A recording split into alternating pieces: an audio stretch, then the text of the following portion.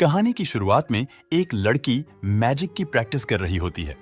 इसके लिए वह किताब भी पढ़ती है, लेकिन उसकी सभी मैजिक कामयाब नहीं होते। दरअसल ये एक विच है और इसका नाम है the little which.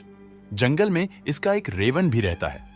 Little which Raven से कहती हैं कि एनुअल पार्टी जो सभी बीच की होती है, मैं भी वहां जाना चाहती हूं। रेवन कहता है कि तुम वहां नहीं जा सकती क्योंकि जिसको उस पार्टी की इनविटेशन मिलता है वही वहां पर जा सकता है, और वैसे भी तुम अभी बहुत छोटी हो। कहती है कि मैं छोटी कैसे हो सकती हूं, मैं 127 साल की हूं। दूसरी तरफ शहर में थॉमस नाम के एक लड़का होता है, उसकी एक बहन भी है। यह दोनों विच की पार्टी देखना चाहते हैं। इन्होंने कहानी सुनी होती है कि साल में एक बार विच की पार्टी होती है। विच उस पार्टी में डांस करती है और यह दोनों के दोनों उस पार्टी को देखना चाहता है। वहीं दूसरी तरफ द लिटिल विच अपने उड़ने वाली झाड़ू से रेवेन से बचते हुए रात में निकल जाती है। वह जानती है कि दूर पहाड़ पर एनुअल पार्टी हो रही है। उसकी मानना है कि उसे कोई भी नहीं पहचानेगा, और जब वह पार्टी में इंटर होने वाली होती है तो उसे एक ओल्ड विच देख लेती है। वह जान जाती है कि वह बिना इनविटेशन के इस पार्टी में आई है और वह सबको बता देती हैं। उसे बोलती हैं कि तुम अभी बहुत छोटी हो, जब तक तुम बड़ी नहीं हो जाती तुम इस पार्टी में नहीं आ सकती। लिटिल विच कहती है कि मेरी उम्र 100 साल से भी ज्यादा है। इस पर पुरानी विच कहती हैं कि हमारे चेहरे को देखो, हमारे चेहरे पर रिंकल्स हैं, और वैसे भी इस पार्टी में बिना इनविटेशन से कोई भी नहीं आ सकता है, इसलिए तुम्हें यहां से जाना होगा। लिटिल विच कहती हैं कि मैं आप जैसा बनना चाहता हूं, मैं आप लोगों के साथ रहना चाहती हूं, इसके लिए मैं कुछ भी करने के लिए तैयार हूं। इसके बाद ओल्ड बीच उसे एक किताब देती है जिसमें बहुत सारे मंत्र हैं। ओल्ड बीच कहती हैं कि तुम्हें एक साल में इसे याद करनी है, पूरी मंत्रों को याद करना होगा।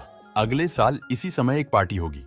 अगर तुमने इन किताब में जितने भी मंत्र हैं उस सभी को याद कर लिया और उसका इस्तेमाल करना सीख गई तो तुम्हें इस एनुअल पार्टी में इनविटेशन देंगे, और तुमने ऐसा नहीं कर पाई तो तुम्हें हम अपने में कभी शामिल नहीं करेंगे।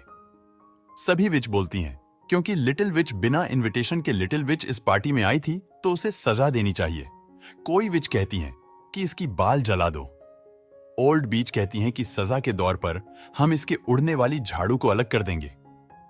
इसके बाद उसकी उड़ने वाली झाड़ू को आग में जलाकर नष्ट कर दिया जाता है।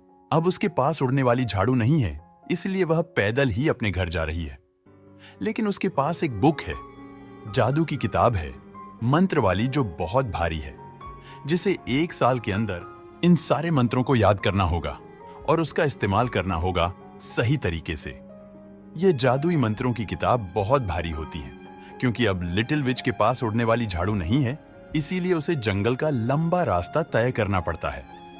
लिटिल विच रेवन को बताती है कि उस पार्टी में सभी लोग डांस कर रही थी, मस्ती कर रहे थे, और उसे यह भी बताती हैं कि मुझे किसी भी तरह उस ओल्ड विच से बदला लेना है, और वह कागज पर एक चित्र बनाती है।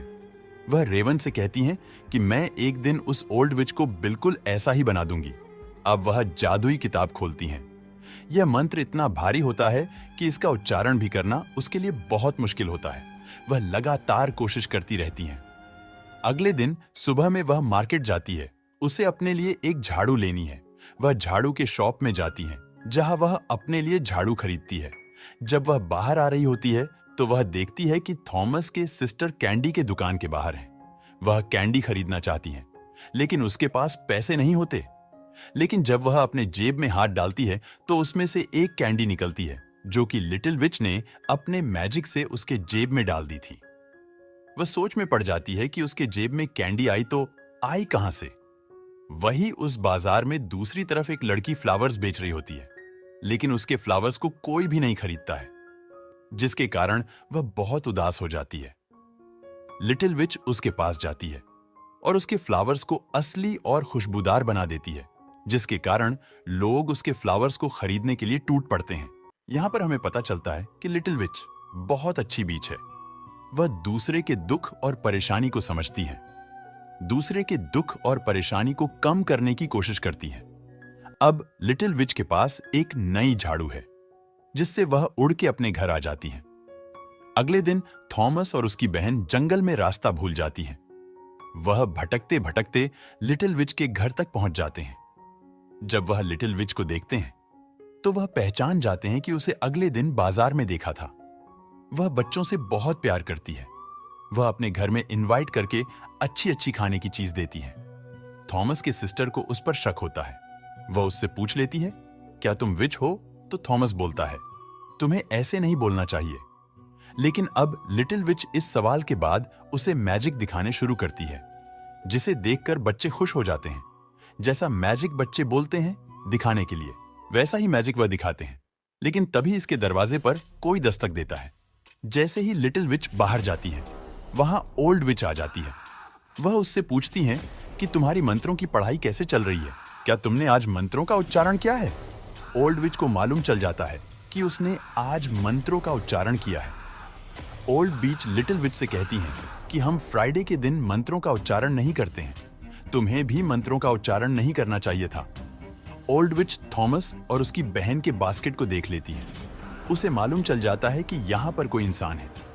दरअसल लिटिल विच ने उन दोनों को छुपा दी थी, इसलिए ओल्ड बीच के पूछने पर भी लिटिल विच नहीं बताती है। ओल्ड विच यहाँ पर जो गड़बड़ होते हैं उन सबको नोट कर लेती है, क्योंकि यह उसकी गलती है। ओल्ड विच के जाने के बाद थॉमस और उसकी बहन को लिटिल विच कहती है कि तुम लोग अब यहाँ से घर चले जाओ। ओल्ड विच रास्ते में होती है। वह थॉमस और उसकी बहन को देख लेती है। ओल्ड विच समझ जाती है कि यह दोनों बच्चे लिटिल विच के घर में थी। वहीं दूसरी तरफ रेवन लिटिल विच से कहती है कि तुम्हें मालूम था कि फ्राइडे के दिन मैजिक नहीं किया जाता है, फिर भी तुमने मैजिक क्यों किया? वह कहती हैं कि मैं बच्चों को खुश कर रही थी।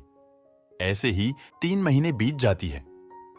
लिटिल विच लगातार मंत्रों को पढ़ती रहती है और अब सर्दी आ गई है। एक दिन जब वह शहर में जाती हैं तो वह देखती है कि कुछ बच्चों को 2 बच्चे परेशान कर रहे होते हैं, जिसके कारण लिटिल विच उन 2 बच्चों के पैर को बर्फ में जमा देती हैं, जिससे एक बच्चा गिर जाता है। यहां पर एक बच्चा भी होता है जो बहुत उदास होता है। लिटिल विच उसके पीछे पीछे जा रही होती है। उससे पूछती है कि तुम इतना उदास क्यों हो? तो वह बोलता है कि मेरे पिता जुआ खेलते हैं, वह बार बार हार जाते हैं। लिटिल विच रात को उस जगह पर जाती है जहां पर सभी लोग जुआ में पैसे लगा रहे होते हैं। वह बॉल को फेंककर आगे की बोतल को गिराते हैं। यहां पर अपनी जादू से उसकी बॉल से जितने भी बोतल है उस सब को तोड़ देती है। इसलिए वहां के ऑनर उस बच्चे के पिता को और उसके साथी को निकाल देते हैं और उसे बैन कर देते हैं, यानी कि अब वह इस जगह पर कभी भी नहीं आ सकता है। उसके बाद उस आदमी का बेटा उसके पास आता है। उस आदमी को एहसास होता है कि उसे जुआ नहीं खेलना चाहिए और नहीं अपने बेटे को डांटना चाहिए। वही दूसरी तरफ ओल्ड बीच इस सारे प्रक्रिया को देख रही होती है और उसे मालूम है कि यह सारे काम लिटिल विच कर रही है। ऐसे ही कुछ दिन बीत जाते हैं। ओल्ड बीच लिटिल विच के घर पर उससे मिलने के लिए जाती है, जहां पर वह उसे आने वाले फंक्शन पार्टी के लिए इनविटेशन देती है। साथ ही उसे याद दिलाती है कि तुम्हें उन सारे मंत्रों को याद करना होगा, उनका इस्तेमाल करना होगा। वह कहती हैं कि मैं पूरे साल अच्छे से तैयारी की है। लिटिल विच कहती है कि मैं रात को उस जगह पर आऊंगी और मैं अपने मंत्रों को साबित कर दूंगी कि मुझे सारे मंत्र याद हैं। रात को वह उस गुफा के अंदर जाती है जहां पर सारी विच होती है। सभी बीच उसे अलग अलग मंत्रों का उच्चारण करने के लिए कहते हैं। सारे मंत्रों का उच्चारण करती हैं वह भी अच्छे से, जिसे देखकर सारे विच खुश हो जाते हैं। लेकिन ओल्ड बीच कहती है कि यह इंसानों की दोस्त हैं। मैं इस पर पूरे साल नजर रखी है। यह इंसानों के साथ अच्छे से बिहेव करती है। इंसानों की परेशानी को यह सॉल्व करती है, जो कि विच के खिलाफ है। यहां पर एक किंग विच भी होती है जो उसे बोलती हैं कि इंसानों की दोस्त नहीं है, हम उनको मदद नहीं करते हैं। जो बीच ऐसा करती है उसे बुरी विच माना जाता है। लिटिल विच कहती हैं कि मुझे इस भूल के बारे में पता नहीं था, लेकिन अब उससे गलती हुई है, इसलिए उसके अंदर जितने भी मैजिक पावर होते हैं उसको खत्म किया जा रहा होता है। तभी ओल्ड बीच कहती हैं कि तुम्हारे पास बचने का एक तरीका है। तुम थॉमस और उसकी बहन को पत्थर का बना दो, उसके बाद हम यकीन कर लेंगे कि तुम हम में से एक हो। उसके बाद तुम्हें सारे गलतियों को माफ कर दिया जाएगा। वह ऐसा करने से मना कर देती हैं। वह कहती है मैं कभी भी ऐसा नहीं करूंगी। ओल्ड विच कहती है कि तुम्हारे पास 1 दिन का टाइम है। इसके बाद लिटिल विच अपने घर चली आती है। वह अपने रेवन को उल्टा सीधा कहती हैं दरअसल इसने ही उसे अच्छी विच बनाया था। उसी ने उसे अच्छी बातें सिखाई थी और वह गुस्से में उस रेवन को घर से बाहर निकाल देती है और अगली सुबह वह टाउन में जाते हैं। वह फैसला कर ली होती हैं कि थॉमस और उसकी बहन को पत्थर के बना देगी ताकि वह उन ओल्ड विच में से एक बन जाए जो वह हमेशा से बनना चाहती थी। वह थॉमस के पास जाती है और वह मंत्रों को पढ़ती है जिससे थॉमस और उसकी बहन पत्थर के बन जाएगी। वह मंत्र को पूरा नहीं कर पाए क्योंकि वह एक अच्छे विच हैं। यह बात लिटिल विच थॉमस और उसकी बहन को बताती है। वह कहती हैं कि अच्छा होना बहुत अच्छी बात है। इसके बाद लिटिल विच उसके चारों तरफ एक घेरा बना देती है ताकि कोई भी उसे नुकसान न पहुंचाए। लिटिल विच को पता होता है कि ओल्ड विच इसे नुकसान पहुंचाना चाहती हैं। लिटिल विच जब बाहर निकलती है तो उसके सामने ओल्ड विच आ जाती हैं और वह बोलती हैं कि अगर तुमने थॉमस और उसकी बहन को पत्थर का नहीं बनाई तो मैं इन दोनों को मार दूंगी। लिटिल विच अपने घर चली जाती हैं।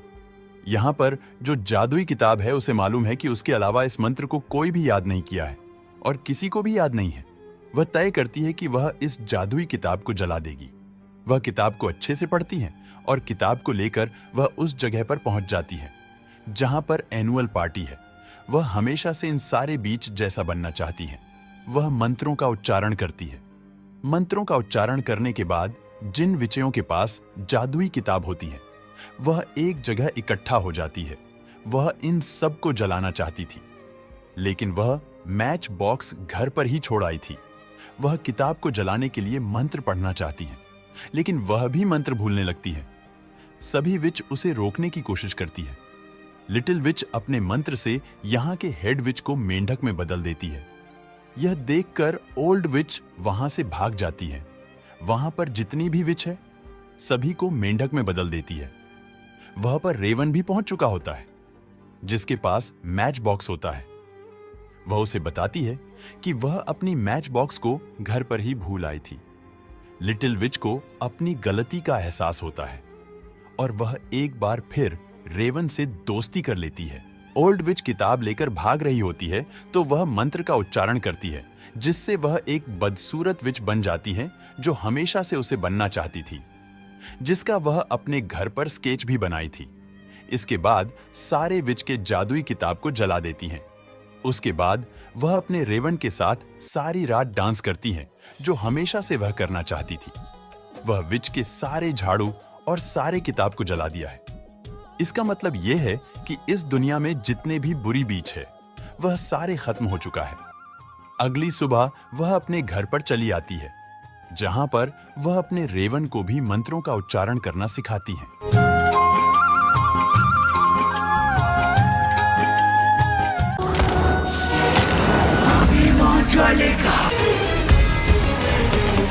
मंजुलिका बाहर आ गई है। उसने मुझ पर हमला किया।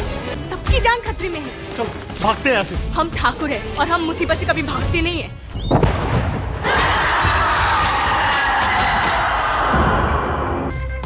कोई मंजुलिका नहीं है। ये हवेली भूल भुलैया है। भूल भुलैया। भूल भुलैया 2 भारतीय हिंदी भाषा की कॉमेडी हॉरर फिल्म है जो अनीस बज्मी द्वारा निर्देशित आकाश कौशिक समझी द्वारा लिखित है। भूल भुलैया 2 की शूटिंग 9 अक्टूबर 2019 को शुरू हुई और 25 फरवरी 2022 को पूरी हुई। फिल्म के क्लाइमेक्स सीक्वेंस को फिल्माते समय आर्यन ने अपनी आवाज दी थी। अक्षय कुमार की भूल भुलैया को 2007 में प्रियदर्शन ने डायरेक्ट किया था जिसने सिनेमा घरों में जमकर कमाई की थी और दर्शकों ने भी इसे खूब पसंद किया था। भूल भुलैया के पूरे 15 साल बाद आई इस फिल्म में अक्षय की जगह कार्तिक नजर आए थे। वही इस बार निर्देशन की कमान अनीज बज्मी ने अपने हाथ में ली है। अनीज बज्मी पिछले कुछ समय में लगातार मुबारका, पागलपंती जैसी फ्लॉप कॉमेडी फिल्में दे चुके हैं। कहानी की बात करें तो फिल्म शुरू होती है मंजुलिका के भूत को तांत्रिक की मदद से कमरे में बंद करने से और फिर कहानी सीधे 18 साल बाद पहुंच जाती है। रूहान रंधावा एक फेमस बिजनेस टाइकून का बेटा है और दुनिया घूमकर अपनी जिंदगी मजे से काट रहा है। उसकी मुलाकात होती है रीत से। रीत की मदद करने के लिए उसके कहने पर रूहान पहुंच जाता है राजस्थान के भवानीगढ़। कार्तिक यहां पहुंचकर सबको बताते हैं कि वो भूतों से बात कर सकते हैं और बस रूहान बन जाता है रूह बाबा। लेकिन दिक्कत शुरू होती है जब मंजुलिका का भूत बाहर आता है। इस फिल्म के सीक्वल अनाउंसमेंट के बाद से ही कार्तिक और अक्षय कुमार की तुलना होने लगी थी, लेकिन फिल्म देखने के बाद साफ है कि इस नए फ्लेवर की कहानी के लिए कार्तिक आर्यन की एंट्री जस्टिफाई है। कार्तिक ने अपना काम बखूबी किया है। हालांकि कियारा के लिए बहुत कुछ करने के लिए था, लेकिन नहीं की क्योंकि ये फिल्म तब्बू की है। इस भूल भुलैया में भी तब्बू अभिनय के मामले में कहीं भटकती या बहती नहीं नजर आई है। दरअसल पुरानी और नई फिल्म में अगर कोई समानता है तो वो है राजस्थान और राजपाल यादव। कुछ मजेदार पंचलाइन राजपाल के हिस्से में ही आई हैं। दरअसल कॉमेडी का काम राजपाल यादव, कार्तिक आर्यन और संजय मिश्रा ने संभाला है और बखूबी संभाला है। फिल्म के ज्यादातर डायलॉग, हंसाते हंसाते डराने वाला फंडा इस फिल्म में आपको खूब नजर आएगा। ये एक फैमिली एंटरटेनर है और आप पूरी फैमिली के साथ इस फिल्म का मजा ले सकते हैं। 15 साल पहले आई भूल भुलैया अक्षय कुमार की एक जबरदस्त फिल्म थी, जिसका असली मैसेज था कि भूत प्रेत कुछ नहीं होता और कई बार ऐसी चीजें हमारे मन का वहम होती है। अगर आप पहली भूल भुलैया के इस इंप्रेशन के साथ भूल भुलैया 2 देखने जा रहे हैं तो आपको वो लॉजिक तो इस फिल्म में नहीं मिलेगा। इस वाली भूल भुलैया में भूत भी है, आत्माएं भी है और कई बार तो वो सामने दीवार पर चलते हुए भी नजर आते हैं। दरअसल भूल भुलैया टाइटल होने के चलते आप इस फिल्म का क्लाइमैक्स देखने के बाद खुद को ठगा सा महसूस करते हैं। अनीज बज्मी की ये भूल भुलैया 2 आपको खूब हंसाएगा और खूब डराएगा भी। बस क्लाइमैक्स पर थोड़ा और काम किया जा सकता था। ये फिल्म आपको अपने परिवार के साथ एक बार जरूर देखनी चाहिए।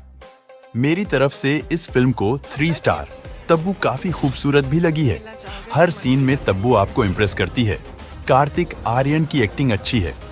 कार्तिक कॉमिक पंच अच्छे से मारते हैं। कियारा आडवाणी काफी अच्छी लगती है। संजय मिश्रा और राजपाल यादव की जोड़ी आपका दिल जीत लेगी। ये दोनों खूब हंसाते हैं और इनके कुछ कॉमेडी सीन तो कमाल के हैं। ठाकुर के रोल में मिलिंद गुणाजी जमे हैं। फिल्म में हर कलाकार ने अपने किरदार के साथ इंसाफ किया है। अनीस बज्मी ने फिल्म को अच्छे से डायरेक्ट किया है। फिल्म पर पकड़ कहीं ढीली नहीं छूटती। हर थोड़ी देर बाद कॉमिक पंच आता है जो खूब हंसाता है। फिल्म ज्यादा डरावनी नहीं है, कॉमेडी और हॉरर का मिक्स है और यही वजह है कि इसे फैमिली के साथ देख सकते हैं।